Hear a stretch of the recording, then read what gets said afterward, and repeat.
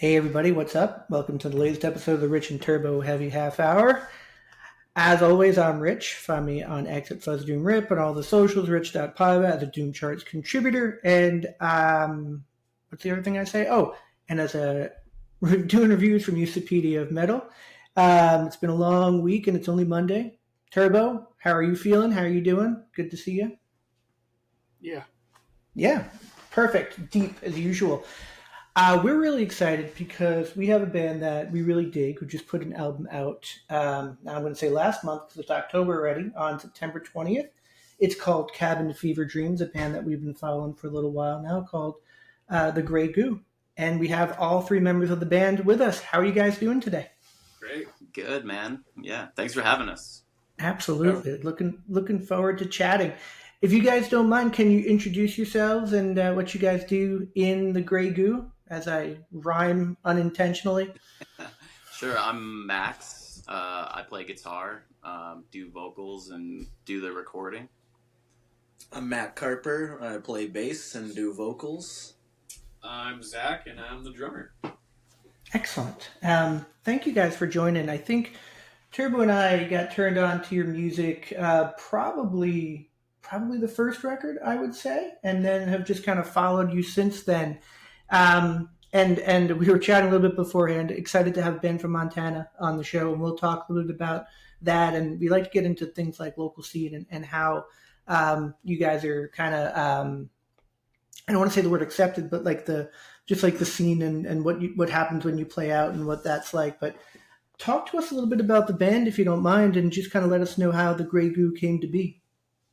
Yeah, so during the end of 2019, Zach and I's last band kind of started to fall apart a little bit, and I was just trying to start a brand new project with kind of a different sort of a vibe, and just so happened that Matt just recently had moved back to Montana and needed a place to live during the pandemic, so I let him move into our jam space here, and then we just started writing some music. And I had been working on the song Bicycle Day before the band came about, and then we just kind of got together and started working on that song and had instant chemistry. So yeah, we've gone from there. Yeah, man. Just wrote a bunch of songs during the pandemic, the whole first record, and then probably about half of the second record as well. And yeah, recorded it all here, and yeah, now we're here. Excellent. It's handy when you have another musician move into your jam space, right? Rather than some schlub who has no idea how to play anything when you're a musician, I assume, right? That's very cool, and it's just amazing how much creativity came out of the terrible time of the early 2020s, right? And I think you guys are kind of a testament to those bands that kind of found a sound and now are starting to grow now into your third record, Cabin Fever Dreams. For those people who may not be familiar, when you look at your Doom chart, when you look at your Bandcamp profile, I think it's a cool write-up, but you mentioned just about every possible genre, including bluegrass and disco, in that description. How else would you describe the band for people who might not have heard your material before? Yeah, I kind of hate that question personally when people ask me what kind of music it is, because I don't really know. I like to hear other people's perspectives on what it is, but I think at its core it's heavy psychedelic rock with other elements thrown in there. That's fair. And you guys have any other opinions on what somebody would say your band sounds like if they just came up to you on the street? I just keep it simple. I just say psychedelic rock, heavy psychedelic rock. Classic rock. Jazz trio. Turbo, if somebody said to you what the Gray Goo sounds like, I have my idea of how I would say it, but what would you say, Turbo, if you were asked? That Mr. Bungle and Tex Avery got together to make some stuff. Love that. I actually had my Mr. Bungle shirt on today to wear for this because of something similar in the vibes that I get from you guys. I also I feel like you're almost like a Frank Zappa stoner band. You know what I mean? Like just that all over the place, wonderful, no idea what to expect next kind of thing, but without some of the stupid lyric stuff that Frank did sometimes. Oh, we do that. Oh, those are. More of that. Yeah, a lot of Fair. people have drawn the Frank Zappa comparison. I've heard Mr. Bungle a few times. Yeah, Mr. Bungle's a frequent one, but yeah, I think it's just because he's got that Montana song, dental floss. Yeah, the dental floss and all that, which is fair, but to me, taking it out of that, the thing I really enjoy about you guys is that I just don't know where you're going next and what this is, what the next song is going to sound like, which is, for a lot of the stuff that we listen to is not necessarily what you get for sure, which is kind of exciting. And the Mr. Bungle thing, I'm a huge Mike Patton fan, so anything that's even remotely compared there, I start to get very interested in. Turbo, 6 minutes in, haven't let you ask a question yet, so your turn. What do you got for the guys? I think it's more than just saying Mr. Bungle because of Mike Patton. It's the feel of it. The you have this. I don't want this to sound wrong or not, but like a carnival feel to your music. It's this happy groove that goes along with it. I was curious if are y'all theater majors, or were you in theater at all in school or anything like that? Oh, I don't know. None of us are majors Nope. in anything except maybe smoking weed, I guess. But major stoners. No, like yeah, You I come from a totally- line of carnies or anything? It's funny you bring up the carnival thing because many people have told us that it's like creepy circus music, and that's where we got the title for our second album, was the whole circus Nightmare. Yeah. I don't know, I really like that concept for some reason, This one? but I love it. Yeah, Yes, that's the one. Nice. I thought I had your first one, but I couldn't find it. And I love the art on Circus Nightmare too, because it is so like what a guy who's never been to Montana pictures a creepy circus being in Montana. Like it's I get this total picture in my head. But let's talk about Cabin Fever Dreams, which is a very, it's an interesting title for the album that you didn't write during the pandemic. Sometimes, maybe some of that would come up through, being in isolation and all the stuff that we went through. But where did the concept for the new record come from? Yeah, it's kind of a similar vibe to being in isolation over the pandemic in a way. Montana winters are really long and just like grueling sometimes, and so you kind of get that feeling of like being isolated and just like, for me, I kind of suffer from like some seasonal depression, so that's kind of the perspective I took when thematically with this one, and it is like really our first time like delving into one like solid like vibe or theme with an album, and we just wanted to try it out, and I think it worked pretty well. But yeah, it's like that's kind of the core theme of the album, is just like seasonal depression, the changing of the seasons, like going through like hard change as a person, and just like all of the like isolation and feelings of like anxiety that come with dealing with depression and feeling like you're maybe like wasting time by doing nothing, and then being overwhelmed with that whole concept. Yeah, it all kind of compounds and builds throughout the record. Like, it does start on somewhat of a lighter note, and it just continues to progress and exponentially become more chaotic and isolated and paranoid, and these feelings just build and build, and it all cycles back around to the beginning. Like Max had said, it tried to do more of a cohesive idea instead of so many of the things in the past were more of a hodgepodge. So it was fun to experiment more with a cyclical idea in that aspect. That's very cool. It must be tough to have the seasonal kind of depression or seasonal sensitivity when you live in some place where there was such a long winter, right? So I assume that kind of generates some of those feelings and some of the creativity that came from this record. Would I be wrong in thinking that, or is that something Not, that not at kind of all. goes into this? Actually, there's a silver lining to the long winters, and it means I'm quite frequently bored, and boredom is the seed that births creativity. And I'd say we all do the majority of our writing over those winter months. We just kind of hunker down and work on creative things, and it really for me it keeps me grounded through the whole thing. And so it's more of a blessing in a way, but I don't know, I think the rest of the seasons kind of make up for those long winters, and winter has its merits as well, for sure. It sounds like though, if you don't have that creative outlet, it could be tough I can understand that. Kind of why I live in Florida now, but then I have some other problems outside of the the seasonal depression that you get. There's other issues that you deal with being here. Killer alligators. I hear there's a lot of those in Florida. Yeah, the article I read yesterday, I used to live in South Florida. Now the pythons are just in the trees. There's these 12-foot pythons that are just in the trees, and we don't know how to get them out, and it's yeah, it's fun, good times.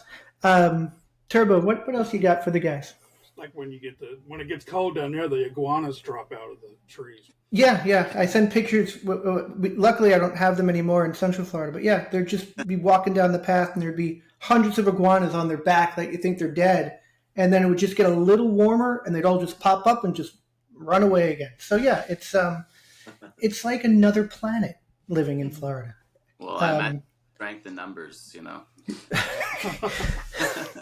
They will eventually take over. They're moving further and further up the state. So. Sorry, Turbo. Go ahead.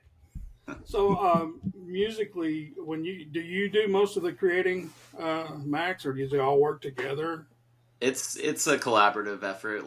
Matt and I will kind of take the reins on specific songs. We'll both approach the band with a song idea, and then we kind of collaboratively glue it all together, work on the transitions and iron it out, and we'll contribute different additional parts to our songs, and everyone writes their own part to it as well, and just kind of bounces ideas off of each other. So yeah, the goal is to get things on the whiteboard, and as soon as you have things written out on the whiteboard, then you all just talk about it together and just erase things, write new things, and just the whiteboard is like our Bible. Y'all did most of this yourself, right? You produced it yourself on this one? Yep, everything but mixing and mastering. Yeah. Because you've done mixing and mastering with Tony Reed before, but you didn't work with him on this one? No, on this one we went with Machine in Texas, which is, yeah, I'm very happy with his work. It's good. Tony Reed as well. Yeah. But yeah, I love the sound that y'all reached on this album. It's Thank you. It's awesome. I mean, I don't know a better way to say that, but yeah, it's great. Yeah. No, we're actually sitting in the booth where we do most of the recordings. So we have the isolation booth for cabs and doing vocals, but this is kind of the HQ of all the processing and main recording studio. So doing it all in the shop and where we play music as well is so beneficial to the creative process and having time to be able to really get the product that we want. And Max does all the producing, engineering, and it continues to get better, and we've come a long way, and it just seems like we're really hitting a stride of flow and creativity and what we're able to do on our own. That's awesome. Yeah. Love that. It's it seems also at some point, Tony's been on the show a couple times. That dude's just busy too. The amount of the stuff that every other album that we see that comes out says something with Tony Reed. He's he's I'm a huge Lost Generator fan, and I like Tony quite a bit. Yeah, we had him on the show just to talk about his gigantic Black Sabbath bootleg collection, which was very impressive. So Machine, I'm not familiar. Is that have they worked with other bands that we might know of, and I just don't notice it? Tell us. King Crimson. They actually produced my favorite King Crimson album. I think I could be wrong about that, but they've also worked with Clutch and Corrosion of Conformity, I'm pretty sure. But yeah, they've worked with some like really huge names. Crowbot. Rich, your credibility just went downhill not knowing. I know. I feel like a dope not knowing this. And now I need to do some more research. Thank you for calling that out, Turbo. I truly appreciate you calling out my limitations and my knowledge here. Thank you. Really, really great partnership on that. So I will have to check that out. You guys are not screwing around with who you're working with from a mastering standpoint. Love that. You mentioned King Crimson. This is the second show where I think King Crimson has come up in the last couple of episodes. We had the band Florist on the show. They're like a space rock stoner doom band out of Tampa, and some reviewer compared them to King Crimson, and I don't think we agreed. But which is your favorite King Crimson album? Is it the one that we think that we probably all know, or is it a different King Crimson record that you are mentioning? It's I think we probably all have a different answer to that, but for me, like it's really hard to go with one, but I kind of like their like later, like crazy, like kind of heavy type of shit. Like I'm a big like Power to Believe fan, or like like that kind of era for me is just like incredible. I also love the early stuff too, like Islands and Lizard and Lark's Tongue. Like it's all gold. Yeah. Is this a shared love the band has of King Crimson, or Discipline's up there. And then of course their first album just like changed Yeah. my life. Mm-hmm. Listening to it as a kid. This might be the proggiest interview we've ever done. I love it.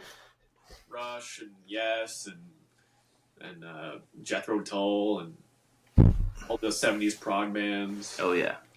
Emerson, Lake Palmer. Emerson, Lake and Palmer is a huge one. I just had a daughter and named her Emerson. Yeah. This is definitely the proggiest interview we've ever done, without a doubt.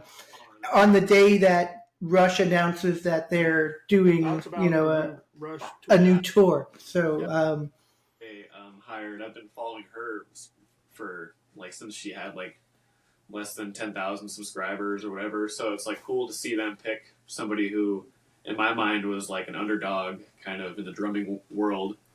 But yeah, she's killing it. Annika Niles. That's cool.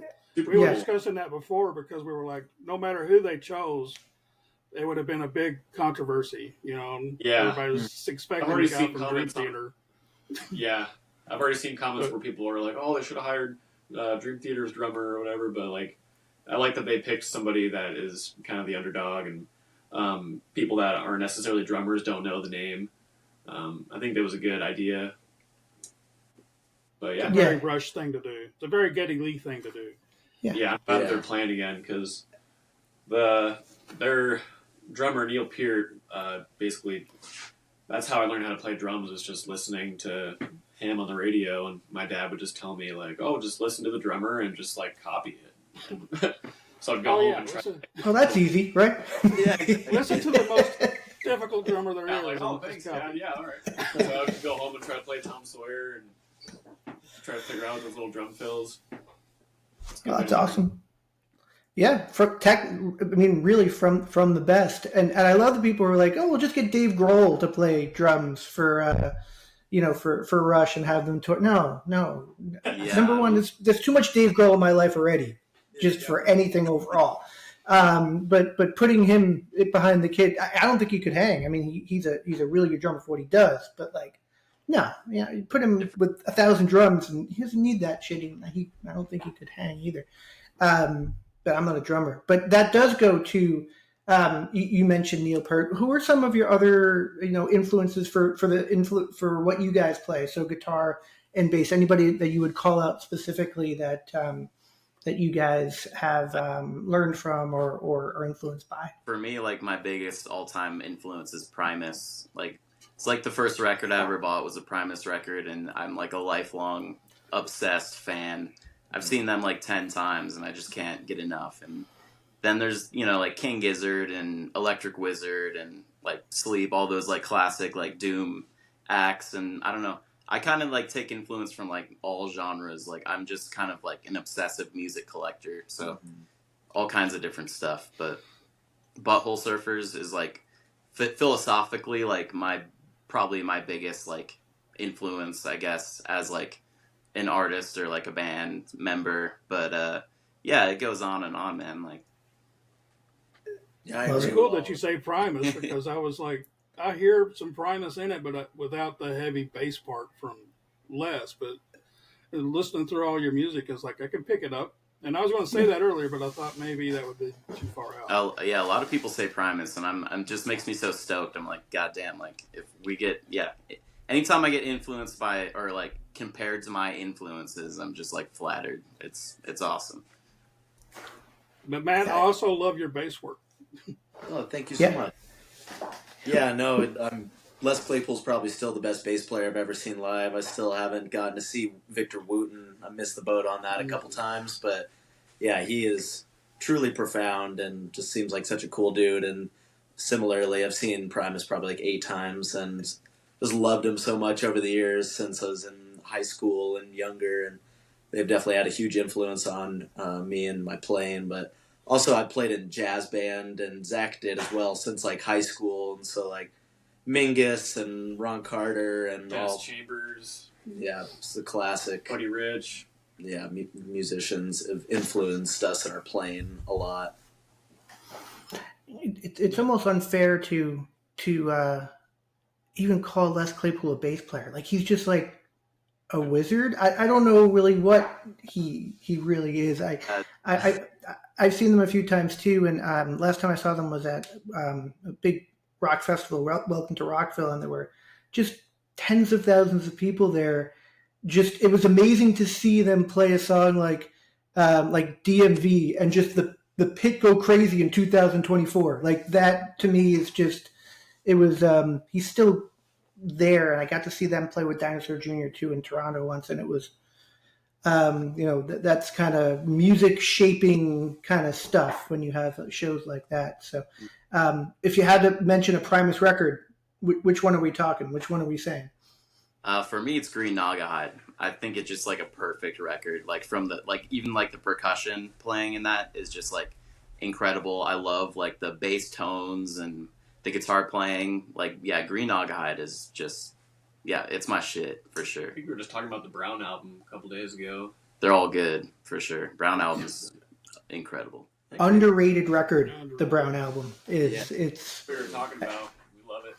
Yeah, it gets, I think, they kind of had a hit with Winona's Big Brown Beaver, and I think after that, I don't want to say they became like a joke band or a gimmick band, but they kind of did just because they had that one hit, and that will sometimes cloud what happens afterwards. But the Brown album was freaking awesome. I love that record. Back down to like ground level, like kind of like I think it made people realize like, oh, this is like a serious, like they're quirky, but like this is like really unique and like heavy music, and it's proggy. It's got all the goodness. It's funky. Yeah, it's good shit. Is it the Desaturated 7? Is that the name of the Troll record? The Goblin. Yeah. That was my favorite performance. Like when they released that record and saw that live, like that was just mind blowing. And I really enjoy that record. But like I'll always probably fall back on Sailing the Seas of Cheese. Like it just hits home. And that was my can't first. Go wrong. It's just like ingrained. That was the record I bought for the first time in my life. It was Seas of Cheese. It's so good. I think a lot of bands who probably love Primus don't want to play like Primus because it's hard.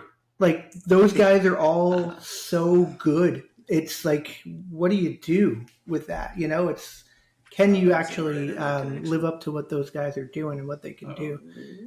So, yeah. Do we still have you guys? Like, the background that you all have is kind of what's missing with a lot of today's bands. Because in the older days, you had people that had a lot of classical training as far as either in jazz or theater or whatever else, where today a lot of bands just seem like their only influence is somebody that's, you know, like Eddie Van Halen or somebody just, somebody, Tony Iommi, somebody just classic rocks, while it's going beyond that, they don't really dig deeper. Yeah, so we love all that stuff. People that have deeper roots into music and stuff is I think that's how you kind of come up with something different, is drawing from everything, like there's definitely something to influence you in every genre of music.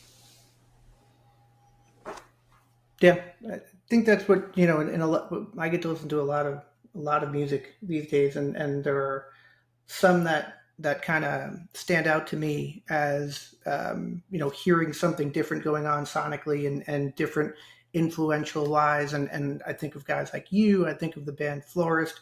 I think of Stone Machine Electric, who we just spoke with, who are just doing different stuff. We love the other stuff, but the doing different stuff, I think, is sometimes what draws us to bands like you guys. I feel like you might think I'm obsessed with you guys being from Montana, but I am interested. What is it? What's the scene like there? And are there other bands that we should know from Montana? Absolutely. That are out there? Tell everybody. We have so many incredible bands. The scene up here from we're in the Northwest pocket and like the Flathead Valley, and then Missoula's got a great scene. So does Bozeman, but yeah, there are some seriously incredible bands up here, and I think it's a hidden gem. And it's kind of a shame that more bands don't come up here and play, because I think they'd be pleasantly surprised if you find the right person to work with. But as far as amazing bands go, we have Swamp Ritual. I think you guys would really dig them. Galvanist is amazing. Loinhammer is also amazing. They just released a new record that is pretty mind-blowing. Wizard, that's a big one. A lot of people know Wizard and the underground sort of heavy music scene. Shticky is a good one, where they're kind of our sister band. They practice at the same place. It's who we did the split with on the last split, but then we also did a split with Runecaller, which is another incredible kind of stoner doom band from Great Falls. Yeah, the list goes on and on, man. We really have some amazingly talented people up in Montana. We need to get the word out. Local scene, it's amazing. In the couple tours that we've done, we did a West Coast tour all the way from the Northwest down to Sacramento and through Colorado, and had some really great response. But playing shows locally, even around here, there's just such a positive response, and people come out every time, so they enjoy seeing us. And even for a lot of all the different local acts, it's just really encouraging to see that many people come out and buying merch and having a really good time. Whereas, that comes into promotion and marketing, playing shows in different spots, but playing along the coast or in these different cities, it's such a saturated culture that it often, people have great music every night coming through town. And so having, more of an isolated scene, I think people are just more enthusiastic about what does happen, but also just having a supportive scene that, consistently enjoys listening to new music. And especially post-COVID, it's before then, at least in our culture, it was just cover bands, country bluegrass, kind of your typical music that would be playing around here. And then it seemed after COVID, people would realize how much they're missing out on those kind of experiences. And so they really came out in full force. People of all creeds and ages and personalities coming to listen to something new that you wouldn't typically, think that people would, entertain. So it's super encouraging, our local scene, and we're super blessed. We have an insanely supportive following here in Montana, and every show is super rowdy. It gets almost sold out every single time. We're blessed for sure. I wouldn't trade it for anything. That's awesome. It's something that I sorely miss. I think anywhere where I've really lived in the last couple of decades is that kind of scene and that camaraderie around the scene, and bands who you're playing with and bands who you're supporting and working with. That being said, there were a couple of guests who appeared on your record. I'm going back to my notes because I was looking up all the bands you were mentioning so I could add them to my Bandcamp wish list. But you had Colton C, who did some vocals on this record. Do we know Colton from somewhere, or how did you start working with him? So yeah, Colton has been a friend of mine for probably 10 years or so, but he plays in another local band called Locoro. They just released like their first single not too long ago. I helped record a few more songs, but yeah, I think they're slowly putting an album together. But yeah, Locoro's got kind of like a different vibe, but I love those guys. They're like one of my favorites. Is that spelled Lucero? It's Locoro, and they'll probably change it by next month. So yeah, no, those guys are amazing. Colton is just such an incredible musician. Like, it's yeah, he did the vocals on the outro there and like just like crushed it. Yeah, if you have links to that, send us, because I did a quick search on Bandcamp. I'm not sure if I'm typing it in wrong or if it's not there. I don't know if they have a Bandcamp yet, but you might be able to find them on Spotify. But okay, they I think they just have one song out right now, but they've got like some pretty like rockin' music that is not released yet, and like some of it gives me goosebumps. It's pretty good, but cool. Yeah, definitely keep an eye out for that. Colton's like Jack Black and Dio spliced together. Yeah. Like, he's this big guy, but he can just like hit these falsettos and sustain them, and has written like hundreds of songs and plays a few days a week locally, doing like acoustic gigs and setting up open mics and having this band and doing this, that, and the other. Like, he's one of the most prolific, talented people from our area. And he goes to all the shows and supports all the local musicians. He's incredible. Oh, that's awesome. We need to know more about this guy. So send us what you have, and please keep us up to date on what's going on with him. So just back to you guys. I think I want to just call out how much we enjoy your work, and one of the other things that we enjoy, at least I enjoy, pretty sure Turbo does too, the artwork that you've done. You kind of have a similar theme. I mentioned the carnival one, but same artist that's working. And where is this coming from? Because I love this new one with the guy with in front of the flaming trash can there. It's just killer work. Wow. Yeah, where does that come from? Our artist is Isaac Passwater, and he's done all of our album covers and does most of our like show posters and our like merch and everything. Like, he's incredibly talented. We lucked out, like our first ever public show. He just happened to be in the audience, and he reached out, and we've had him doing art like ever since. So yeah, no, he's killer. Love it. For Wizard, their last album, which is like one of my favorite album covers. He's the man. Like, if you tell him that you need something, he'll have it done in less than a week. That's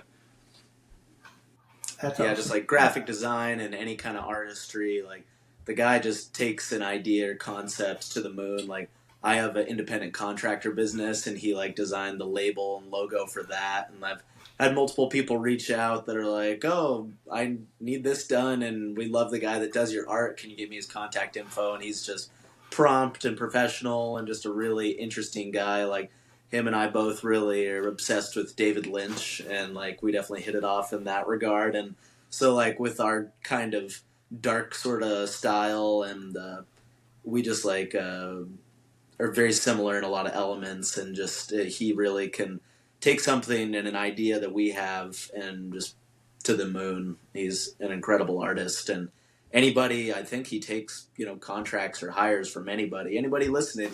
Isaac Passwater, look him up. You can find him on Instagram under Imp Illustration. That's IMP Illustration. I'm gonna go follow him myself right now, but I can't let the David Lynch comment go. I just talked to another band called the Oil Barons the other day, and I mentioned that their stuff has this kind of Twin Peaks vibe to it, and one of the main songwriters started pulling out these framed pictures of all the characters from Twin Peaks, and it almost turned into a Twin Peaks podcast. But because I'm personally obsessed with, I love David Lynch, but Twin Peaks has always been like the thing for me. Yeah. Fans or other or more, different Lynch material that you would call out as some of your favorite? I like Eraserhead. I'm not like super well versed in the Lynch thing, but I love the vibe, and I want to check out more. But Eraserhead was a movie that really like struck a chord with me personally. Yeah, I mean, like Lost Highway and Blue Velvet and like Twin Peaks sits home, for me, like, and being kind of in like those top three. But Twin Peaks is definitely like what got me into the whole Lynch universe, I think. And that, like, I'd seen Wild at Heart many years ago and didn't even realize it was a David Lynch film. But and then like The Return, I don't know if you're familiar, but when it was like 25 years later and it came back, but it wasn't on ABC Family, and so he had like full creative control over The Return, and it's just like full Lynchian, hellish. It's the nuttiest. Like, it's phenomenal. Like for it's so great. It's so good. And I just remember watching it with my wife, who was not a fan. And there's one episode where someone is like sweeping for like the last 7 minutes of the episode, and she's like, "What the hell is going on here?" I'm like, "No, this is awesome. This is amazing. Just keep watching." And it just sweeps for like 7 minutes, and I'm like, "No," and it ends, and I'm like, "Fucking masterpiece!" Like, Well, yeah, and in The Return, add all those different artists playing in the Roadhouse at the end of the episode, and he's got such a good taste in music, and I love all of, like, because he has music as well. Like, I don't know if you've listened to much of his released stuff, but like Crazy Clown Time and all of this different shit is just so good. I love everything that guy does. And then when he passed, like, me and Isaac Passwater, our artists, like, have just been on this sad boy, like, never ending, sending each other David Lynch reels and memes and art. We already were doing that, but yeah, it's he's probably like one of the most influential artists I know to Isaac and to me as well, for like cinema, music, physical art. Like, the guy is just truly prolific and one of the greatest creators of the 20th century. I remember one time I ate some acid and I was on a train and I was watching Eraserhead on my laptop, and I finished the movie, took the headphones off, closed the laptop, and then like there's this baby like 5 rows behind me that started making the exact same noise that the baby does in Eraserhead. And I was like, oh my god, I should probably try to get some sleep. That sounds awful. Yeah.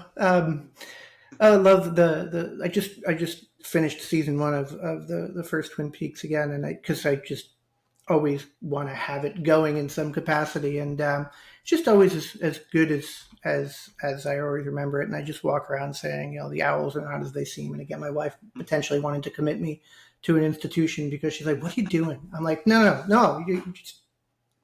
you'll get it one day, I promise.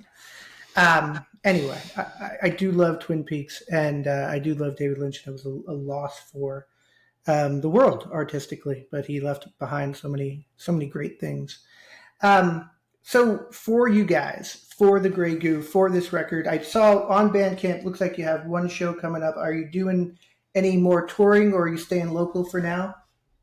Yeah, over the winter, we're just going to work on our next album. We actually have made like quite a bit of headway on it already. Nice.